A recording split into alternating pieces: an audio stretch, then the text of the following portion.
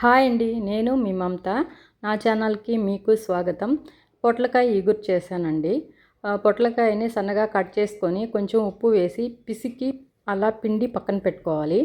2 ఉల్లిపాయలు 2 పచ్చిమిరపకాయలు కట్ చేసుకొని ఆయిల్ వేసి ఆవాలు జీలకర్ర వేసి అవి చిటపట అన్న తర్వాత ఉల్లిపాయ పచ్చిమిర్చి వేసి వాడిన తర్వాత కరివేపాకు వేసుకొని అల్లం వెల్లుల్లి పేస్ట్ వేసి అది పచ్చివాసన పోయేంత వరకు వేయించి ధనియాల పొడి జీలకర్ర పొడి వేసి ఆ తర్వాత ఈ పొట్లకాయని వేసి బాగా కొద్దిగా వాడిచి తగినంత పసుపు ఉప్పు కారం వేసుకొని వాటర్ పోసుకొని కొంచెం దగ్గరగా వచ్చేంత వరకు ఉడికించుకోవాలండి.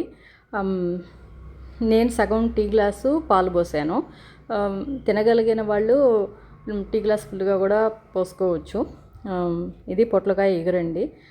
రైస్లోకి చపాతీలోకి చాలా బాగుంటుంది. ట్రై చేయండి, కామెంట్ పెట్టండి, లైక్ చేయండి, షేర్ చేయండి, సబ్స్క్రైబ్ చేయండి. థ్యాంక్ యూ సో మచ్ అండి.